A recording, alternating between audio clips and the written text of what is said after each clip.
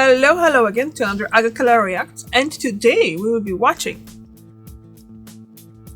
Trevithick The Basics, and then as well the Trevithick The Revision, because on the 21st February 1804, the first locomotive, Richard Trevithick's, runs for the first time along the tramway of the Penydarren Ironworks in Merthyr Tydfil, Wales. Those are hard words to say. So first we're gonna watch the basics from Anthony Dawson, and that's from 2020. And then we're gonna watch the revisited video because I believe there were some changes or something. So let's just see. And what is this about? Oh, I'm so fired. About the... Anyway, why I'm watching stuff about trains? Oh, I love trains. I like trains. Hello and welcome to the 21st episode of Rail Story. This week, by means of celebration, we look at the granddaddy of them all, Richard Trevithick. Trevithick was a Cornishman born in 1771, the only boy in a family of 6. His father was a mine captain, and the young Richard did not perform very well at school, being described by his schoolmaster as disobedient, slow, obstinate, frequently absent, and very inattentive. Oh. It's not that Richard wasn't clever, it's just that school wasn't for him. That often happens to people. He was fascinated by engineering, and in particular by steam, especially strong steam or high-pressure steam. Trevithick proposed a working pressure of 50 pounds per square inch, 5 times the pressure that James Watt thought was safe, and indeed the firm of Boulton and Watt of Birmingham actively campaigned against Trevithick's high-pressure engines on the grounds of safety. Trevithick is traditionally said to have built his first locomotive in summer 1802 for the Coalbrookdale Iron Company. Despite there even being a replica locomotive which was built in 1990, the only evidence, and I mean the only evidence, for the existence of such a machine at Coalbrookdale is in a letter from Trevithick of August 1802, which mentions that the Dale Company were forcing a carriage for the railroads. That's it. That's all there is, folks. There's no evidence that it was a locomotive, whether it was steam-powered, or even that Trevithick had built it. There are no drawings of it, no sketches. The sum total of evidence is that one sentence in that letter of August 1802. Coalbrookdale did use a Trevithick stationary engine, and there are payments for it. And it's likely that the remains of this machine, coupled with the Trevithick letter of August 1802, and a drawing dated December 1803, which was found in South Wales for a 3-foot gauge Trevithick type locomotive, have led historians astray. More on that drawing later. Okay. So on to Penydarren. Penydarren, as you probably can guess, is in Wales. It's in South Wales near Merthyr Tydfil, the heart of the South Welsh iron and coal industry.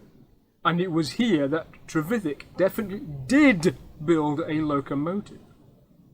The ironworks at Penydarren were owned by the Humphrey brothers, Samuel, Jeremiah and Thomas.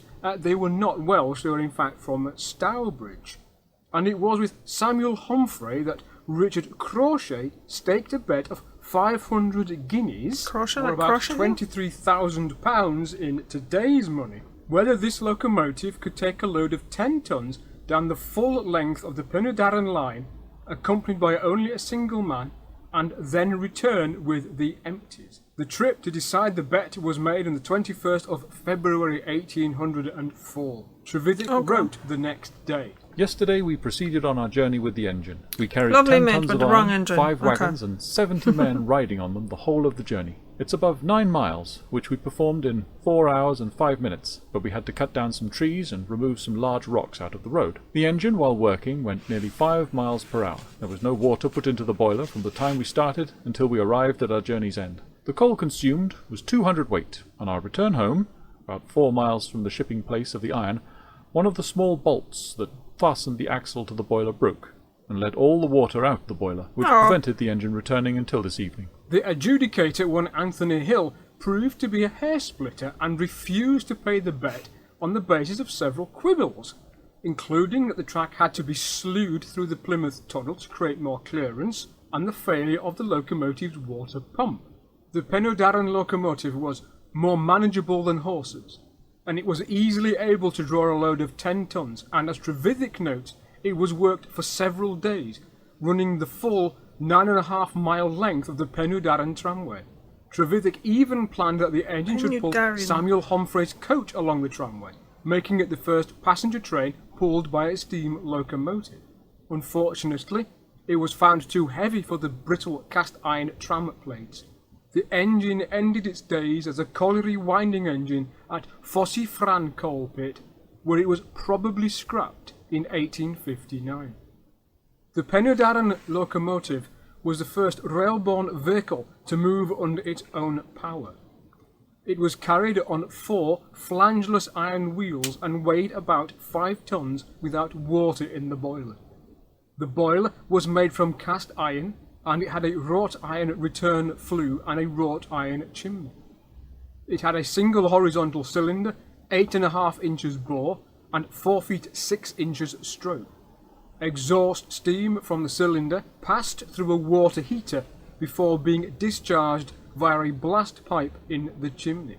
It was Richard Trevithick who first noted and described and understood the effect of exhaust steam on the fire. He noted, "Fire burns much better when the steam goes up the chimney than when the engine is idle.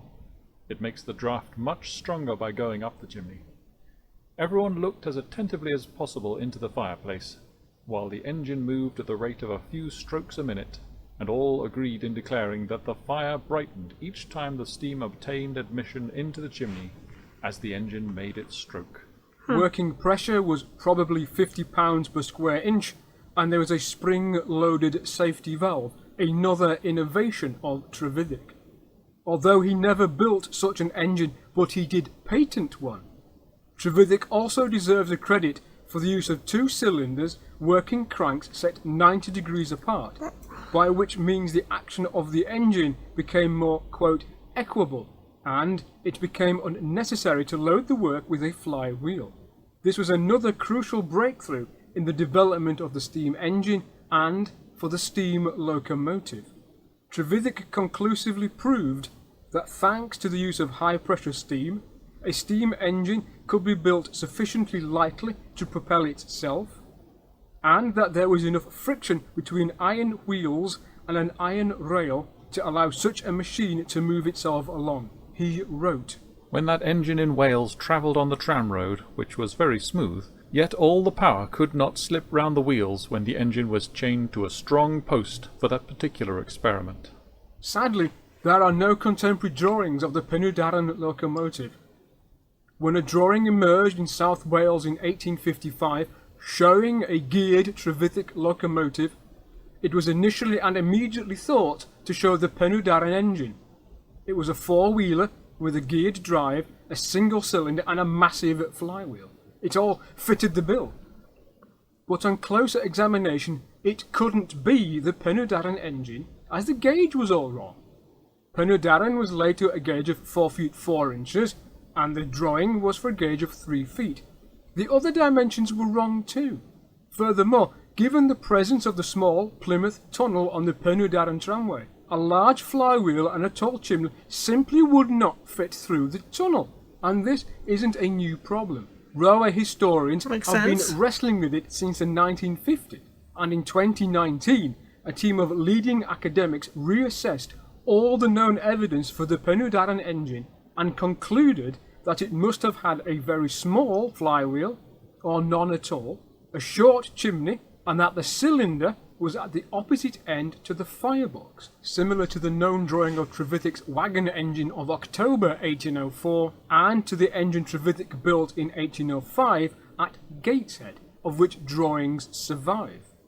A working replica of the Gateshead locomotive was built by the Welsh Industrial and Maritime Museum in Cardiff in 1981, best thought to represent the Penydarren locomotive. It is now on display in Swansea. But what of the drawing found in 1855? As part of the 2019 reassessment of all the evidence for the Penydarren locomotive, it was concluded that this drawing probably represents a locomotive built by Trevithick for the 3-foot gauge Tredegar Ironworks tramway. Unfortunately for railway history, the often prickly Trevithick fell out with his sponsor, Samuel Homfrey.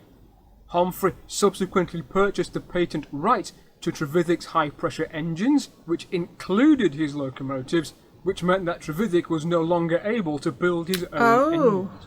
Trevithick's next locomotive adventure was Catch Me Who Can, which was built to run around a circular demonstration line in London in summer 1808. A locomotive pioneer he may have been, but a businessman he was not. In 1811 he was lured to South America by promises of riches in the silver mines, and where he was found destitute by Robert Stevenson in 1827.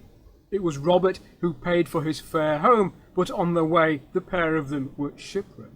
Trevithick died in poverty in 1833. So those are the basics on Trevithick's Penydarren locomotive, the world's first railway locomotive, built way back in 1804 in South Wales.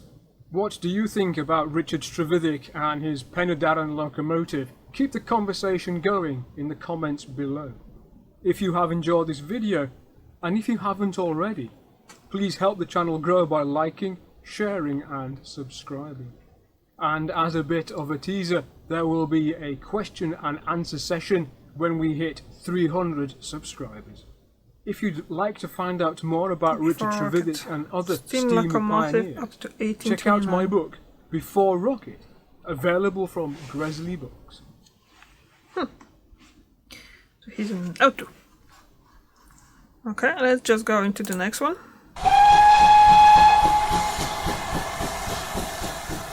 Hello and welcome to this episode of Rail Story Revisited, where we take another look at a locomotive we have studied before. This week it's the turn of Richard Trevithick.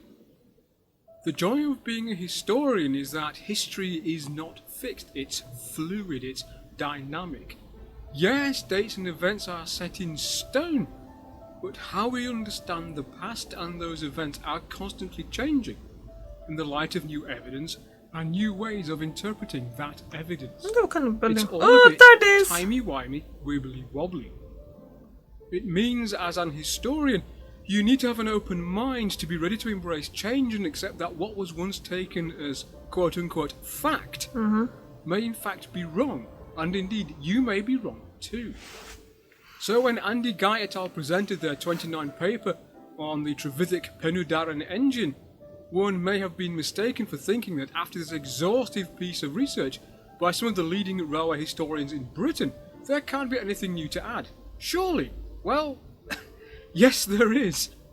In 2020, Dr. Michael Lewis published his book on the Sir Howe Tramway and its neighbours, and he revealed new research about the Trevithick locomotives and indeed the Penydarren engine. Let's start with the well-known tram engine drawing of December 1803. It was found in South Wales in the 1860s and has a very strong Welsh provenance. It was made by John Llewellyn, a mining agent who before 1805 was working at the Cyfarthfa Ironworks near Merthyr Tydfil. By 1807, however, he was working at the Rhymney Ironworks. Indeed, Llewellyn was a personal friend of Richard Trevithick. Thus, it is unlikely it depicts a locomotive built in England. When first discovered, it was thought by Francis Trevithick and others to represent the Penydarren locomotive of 1804. But in the 1950s, E.A. Forward of the Science Museum in London noted that the locomotive is in fact built to a gauge of 3 feet 1 1/4 inches, which meant it couldn't possibly have been intended for Penydarren.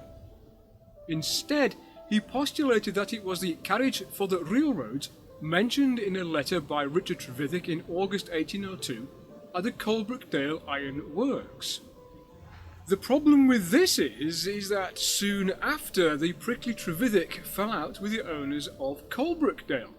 And perhaps more importantly is the fact that Coalbrookdale didn't have a plateway of the right gauge upon which to run this tram engine locomotive. Therefore, given that Coalbrookdale lacked a plateway of a suitable gauge, there was no need for a locomotive to be built for a tramway which didn't exist. However, and this is where Llywelyn comes back into the picture, the Rhymney Ironworks did have a plateway of the correct gauge. So too the Tredegar Ironworks, both are in Wales. The likelihood is, given that Trevithick built the Penydarren locomotive for Samuel Humphrey, who also owned the Tredegar Ironworks, it is that the 1803 tram engine was built or proposed for Humphrey for use at the Tredegar Ironworks, and that there was no 3-foot 1 1/4 inch gauge locomotive at Coalbrookdale. And this is despite a working replica having been constructed of the tram engine at Coalbrookdale Museum, purporting to show it. So what about the Penydarren locomotive itself? There are no known depictions of the locomotive, but Guy et al. Did reconstruct the locomotive from known dimensions and Trevithick practice. However, following the publication of Dr. Lewis's book, we can add to the picture.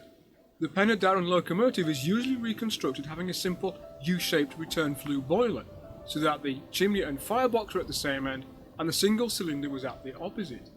However, this new research shows that the Penydarren locomotive possessed what was then termed a breeches flue boiler, so that the main boiler flue branched into 2 smaller return flues.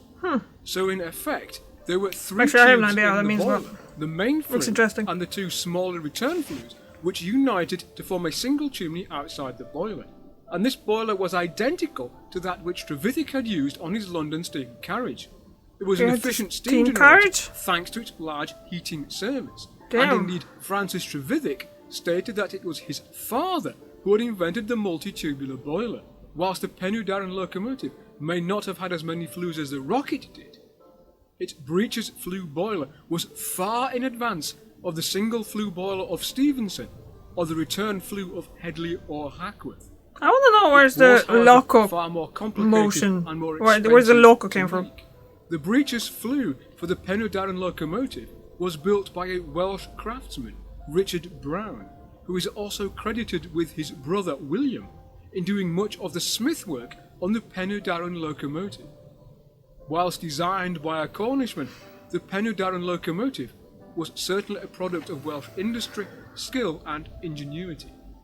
So that's been a quick revisit of the work of Richard Trevithick.